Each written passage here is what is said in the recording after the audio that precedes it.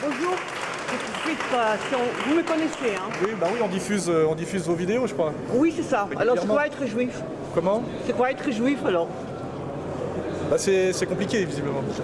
C'est compliqué parce que tout le monde n'a pas la même définition. Moi, il y a une définition qui me plaît, c'est comment dirais-je, un peuple de prêtres et d'élites et une avant-garde morale. Ça peut être une exception. Et malheureusement, il y a aujourd'hui une déviance qui est devenue majoritaire, que j'appelle moi talmudo-sioniste, qui dérive de plus en plus vers le racialisme, le suprémacisme racial, la théocratie violente.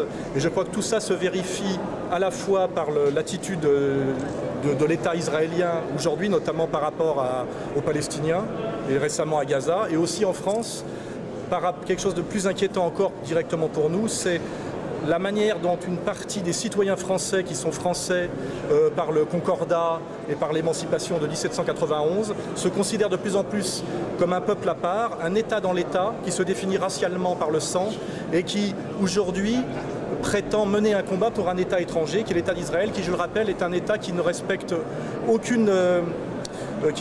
pas le droit international, qui est accusé à de nombreuses reprises de crimes de guerre et qui bafoue les résolutions de l'ONU depuis 1967. Donc je crois que tout juif, je dirais, intègre et qui a déchiré le voile, on va dire, de la solidarité tribale, comprend que mon combat n'est absolument pas un combat antisémite. Au contraire, je montre un certain danger, effectivement, d'une dérive communautaire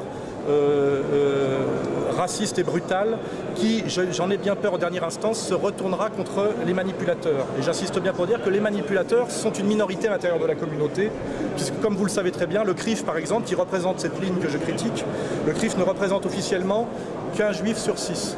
Donc il représente une personne sur 6 d'une communauté qui en plus n'existe pas dans le droit français et la Constitution française, puisque l'État français, je vous le rappelle, ne reconnaît rien entre l'individu et la nation. Il y a eu dissolution des corps intermédiaires à la Révolution française. Donc normalement les communautés n'existent pas. Nous sommes tous des citoyens face à la nation. Voilà, je finirai là-dessus. Bah, merci. Merci. Je vais les publier alors. Comment? Je vais les publier dans ma série alors. Avec plaisir, oui. N'hésitez pas. C'était un peu plus long que 1 minute, mais j'espère que... Je vais couper alors peut-être. Je vais couper un peu le montage, non? Faites comme vous voulez. Je n'ai pas le pouvoir de vous imposer quoi que ce soit, vous le savez. Je compte juste sur votre honnêteté et votre intelligence. Voilà. Merci. Bon, bah je vais... On a filmé aussi.